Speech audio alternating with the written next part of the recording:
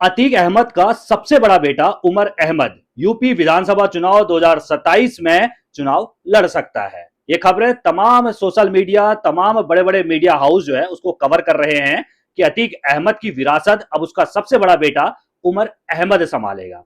ये चर्चाएं क्यों चलने लगी आगे हम विस्तार से चर्चा करेंगे, लेकिन यूपी विधानसभा चुनाव में 5 से 6 महीने का वक्त बाकी है और सभी पार्टियों ने कमर कस ली है। योगी आदित्यनाथ यूपी के जिलों जिलों का दौरा कर रहे हैं, लगभग लगभग हर जिले का दौरा कर चुके हैं, विकास योजनाओं की सौगात दे रहे हैं और समाजवादी पार्टी और कांग्रेस पर जमकर हमला बोल रहे हैं। अखिलेश यादव भी लगातार प्रेस कॉन्फ्रेंस कर रहे हैं और राम मंदिर का मुद्दा उठा रहे हैं, युवाओं का मुद्दा उठा रहे हैं, सड़कों पर गड्ढों का मुद्दा उठा रहे हैं। यानी कि देखा जाए तो सभी दल पूरी तैयारी के साथ जो है चुनावी मैदान में उतरे हुए हैं। असुद्दीन ओवैसी की यहां पर बात करना चाहूंगा। असुद्दीन ओवैसी भी इस बार यूपी चुनाव में पूरी ताकत से चुनावी मैदान में उतर चुके हैं। करीब 3 से 4 रैलियां अभी तक असुद्दीन ओवैसी कर चुके हैं और खबरें हैं कि अतीक अहमद का सबसे बड़ा बेटा जो लखनऊ की जेल में बंद है, उमर अहमद, वो चुनाव लड़ सकता है और उसको टिकट दिया जाएगा AIMIM की तरफ से। यानी कि असुद्दीन ओवैसी की पार्टी जो है उमर अहमद को प्रयागराज की पश्चिमी सीट से टिकट दे सकती है। ये चर्चा क्यों चली, थोड़ा बैकग्राउंड में आपको जाना पड़ेगा।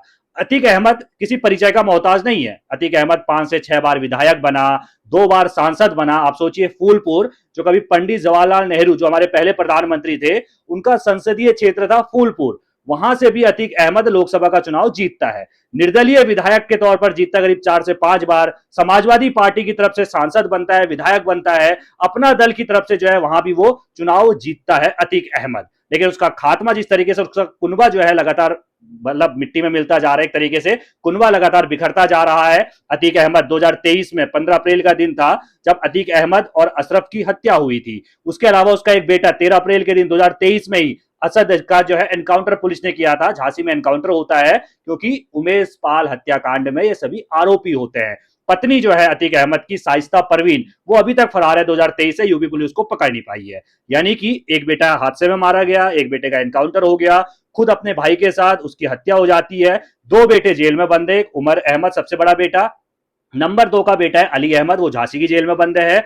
नंबर 3 का बेटा था असद जो एनकाउंटर में ढेर हो गया।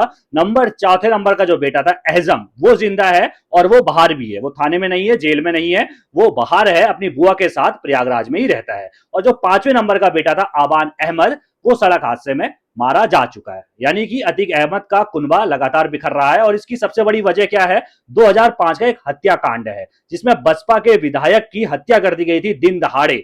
विधायक का नाम था राजू पाल और इस हत्या का आरोप अतीक अहमद और उसके भाई अशरफ पर लगा था क्योंकि अशरफ जो है चुनाव हार गया था। थोड़ा और मैं आपको समझाऊं इस पर, तो अतीक अहमद जो है जब लोकसभा चुनाव जीतता है तो उसको अपनी पश्चिमी इलाहाबाद की सीट उसको छोड़नी पड़ती है क्योंकि वो लोकसभा का चुनाव जीत जाता है और समाजवादी की पार्टी की तरफ से अपने भाई अशरफ को वो विधायक बनाना चाहता है, टिकट दे देता है और यहां पर BSP के यानी कि राजू पाल जीत जाते हैं। राजू पाल की हत्या कर दी जाती है और राजू पाल हत्याकांड का गवाह होता है उमेश पाल। 2023 में यानी कि योगी सरकार के दौरान उमेश पाल जो गवाह था उसकी भी दिन दहाड़े हत्या कर दी जाती है और इसके बाद अतीक अहमद का कुनबा बिखरता चला जाता है। 2023 के बाद ही सभी मारे जाते हैं, चाहे अतीक अहमद हो, चाहे अशरफ हो, चाहे बेटा असद हो या फिर आबान सड़क हादसे में मारा जा चुका, या एक तरीके से सड़क हादसे में मौत हो चुकी है। मारा तो नहीं गया, मौत हुई है। पत्नी शाइस्ता फरार है और 2 बेटे जेल के अंदर है, सिर्फ एक बेटा बाहर है। अब पूरा कुनबा समझ गए, बिखर चुका है। अब चर्चा क्या है कि भाई बड़ा बेटा उमर अहमद चुनाव लड़ सकता है, जेल में, लखनऊ जेल में जो बंद है सबसे बड़ा बेटा, वो चुनाव लड़ सकता है। चर्चा क्यों शुरू हुई? चर्चा इसलिए शुरू हुई कि जो सबसे छोटा बेटा था आबान अहमद, अतीक अहमद का सबसे छोटा बेटा आबान अहमद, 6 अगस्त 2026 के दिन उसका सड़क हादसे में जान चली जाती है। यानी कि जब जान जाती है उस समय वो झांसी जेल में बंद अपने दूसरे नंबर के भाई अली अहमद से मिलने के लिए जा रहा था, डिवाइडर से कार टकराती है, उसकी मौत हो जाती है। उसके जनाजे में सुपुर्द खाक जब किया जाता है, 10 अगस्त का वो दिन था, उस वक्त पर बहुत भारी संख्या में भीड़ पहुंचती है। दोनों भाई जो जेल में बंद थे, लखनऊ में उमर और झांसी में अली, दोनों भाई इलाहाबाद हाईकोर्ट के पैरोल मिलने के बाद दोनों भाई जनाजे में पहुंचते हैं, कंधा देते हैं। यहां पर बहुत भारी संख्या में भीड़ इकट्ठा होती है, करीब 4 से 5 हजार लोग इकट्ठा होते हैं। जो कहा जा रहा था कि अतीक अहमद का कुनबा तो बिखरा ही बिखरा, साथ में अतीक अहमद की दबंगई, साथ ही में जो अतीक अहमद के समर्थक थे वो भी अब खत्म हो चुके हैं। लेकिन जब आबान अहमद का शव जो है वो उठाया गया, जनाजा उठाया गया, सुपुर्द खाक किया गया, तो यहाँ पर भारी संख्या में भीड़ आती है। 1000 पुलिसकर्मी तैनात रहते हैं, उसके बावजूद भी लोगों में दीवानगी इस कदर थी कि बैरिकेडिंग तोड़ने की कोशिश लोग करते हैं, पुलिस को लाठीचार्ज भी यहाँ पर करना पड़ता है, जिसके बाद खबरें चलने लगी कि अब उमर अहमद, जिस तरीके से मैं तस्वीर दिखा रहा हूं आपको, जब वो पुलिस की वैन से उतरता है, किस तरीके के लोगों का अभिवादन करता है और किस तरीके से हाथों में उसकी हथकड़ियां हैं। और भाई इसी के बाद ये खबरें चलने लगती है कि अब उमर अहमद जो है अपने पिता की राजनीतिक विरासत को आगे बढ़ाएगा। जिस जगह से पिता विधायक बने, यानी कि जो प्रयागराज की पश्चिमी सीट है, विधानसभा सीट है, वहां से चुनाव लड़ सकता है। तो टिकट कौन देगा? टिकट देगा एआईएमआईएम। अतीक अहमद के सबसे बड़े बेटे उमर अहमद को एआईएमआईएम टिकट देगी, ये चर्चाएं चल रही हैं। असुद्दीन ओवैसी की पार्टी टिकट देगी। असुद्दीन ओवैसी भी लगातार यूपी चुनाव में पूरे जोर के साथ जो है वो चुनाव प्रचार में जुटे हुए हैं। करीब 3 से 4 रैलियां अभी तक कर चुके हैं, क्योंकि 6 से 7 महीने का वक्त है अभी चुनाव में, उससे पहले ओवैसी पूरी तैयारी कर रहे हैं। आपको याद होगा 2023 में अतीक अहमद जब गिरफ्तार हुआ था, हत्या नहीं हुई थी, जब गिरफ्तार हुआ था, उस वक्त पर अतीक अहमद की पत्नी शाइस्ता परवीन जो है एआईएमआईएम में शामिल हो जाती है। हालांकि उसके बाद अतीक अहमद की हत्या हो जाती है, बेटे का एनकाउंटर हो जाता है, पत्नी तब से फरार है।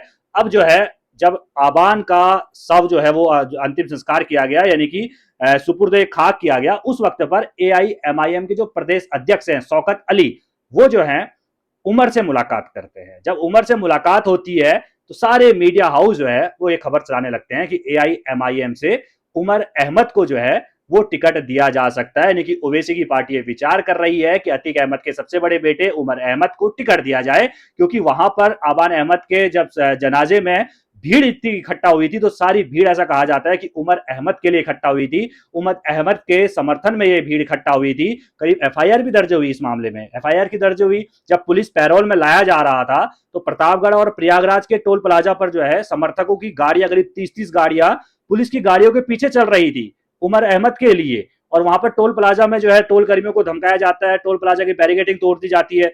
सीसीटीवी के आधार पर एफआईआर तक दर्ज हुई। लेकिन चर्चाएं हैं कि यूपी विधानसभा का चुनाव उमर अहमद लड़ सकता है। हालांकि एक कयास है, क्योंकि अभी तक आधिकारिक तौर पर ऐलान ना उमर अहमद की तरफ से हुआ है, ना प्रयागराज में किसी ने किया है, और ना ही असुद्दीन ओवैसी की पार्टी एआईएमआईएम ने किया है।